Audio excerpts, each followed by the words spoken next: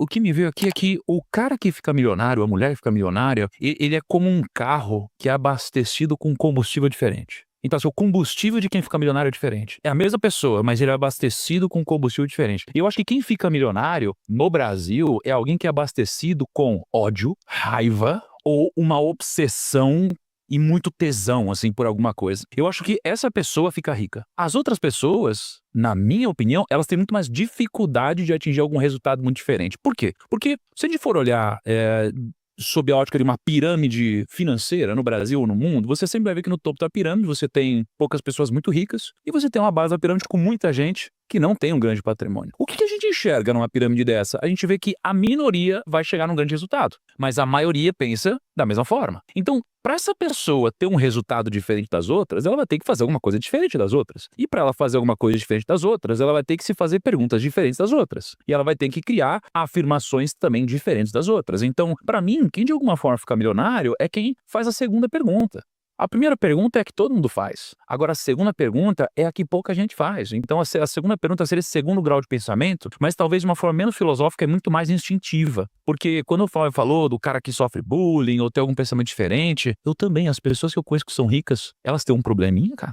Elas têm alguma coisinha diferente. Ela se veste diferente, ela pensa diferente, ela fala diferente, ela tem trejeitos diferentes e ela tem uma visão não convencional do mundo. Eu vejo que a gente começa, talvez na vida, tendo uma responsabilidade, uma obrigação de trabalhar muito mais em horas do que no futuro. Por quê? Porque no futuro, se você for olhar para uma pessoa como um Flávio, que gerencia sei lá quantos milhares de colaboradores, uma decisão dele impacta de uma forma muito profunda a corporação dele. Então, uma decisão bem tomada tem muita escala. No passado, talvez a força abraçal, a repetição da quantidade de tentativas, de execuções, de vendas, era muito mais relevante do que algo muito estratégico. Então, no começo, a gente precisa de muito mais horas de execução e trabalho duro, e no futuro, a gente precisa de muito mais trabalho intelectual, que escala muito mais. Então, no final das contas, é trabalho igual cavalo. Para você ter sucesso, você vai ter que provocar algum desequilíbrio para que você alcance alguma coisa. Porque no equilíbrio, na boa, tu não vai conseguir, não. Então vai ter que ser uma superação, vai ter que ser um trabalho extra, vai ter que ser uma ideia genial que tu teve às 3 horas da manhã, vai ter que ser, sabe, um insight que você teve com a tua equipe, a equipe unida trabalhar. Ou seja, você precisa provocar um desequilíbrio na tua vida para alcançar alguma coisa. Você gastar 4 horas e meia no trânsito é um desequilíbrio. Isso desmonta muito, isso que o Thiago está defendendo, eu concordo com ele, desmonta muito esse mundo ideal do equilíbrio, que pode, inclusive, frustrar quem assiste isso, porque, cara, é inatingível.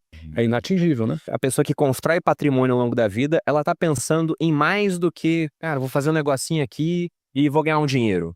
Você, por exemplo, não pensou só em ganhar um dinheiro com venda, você quis criar um negócio. E aí depois você foi pra visão do equity, de fazer esse negócio ter valor de mercado, para que ele possa ser vendável. Aí você vendeu, aí você comprou de novo. Aí você foi fazer outros negócios, sempre com essa visão de que, olha, eu vou ganhar um dinheiro aqui, mas o principal tá no valor da empresa que eu tô criando. Porque ninguém vence esse jogo pensando no curto prazo.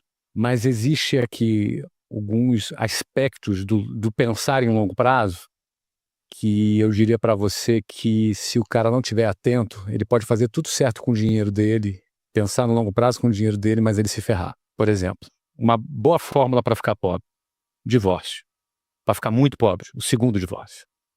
Então, um jogo de longo prazo é um jogo de quem não negligencia o casamento dele. Se ele decidiu se casar, se ele resolveu se casar, o cara pode ter decidido não se casar, mas se ele resolveu se casar, um sacrifício que ele não deve fazer é na família dele. Se ele sacrificar a família dele por causa do dinheiro, ele vai ficar sem família e sem dinheiro. Vai ficar sem os dois. Então eu penso que dando um exemplo aqui, alguns aspectos que não são só apenas o financeiro, como o Thiago fala muito, o risco da ruína, por exemplo. Hoje em dia a gente está com aquela febre das bets, né, das apostas. Sim.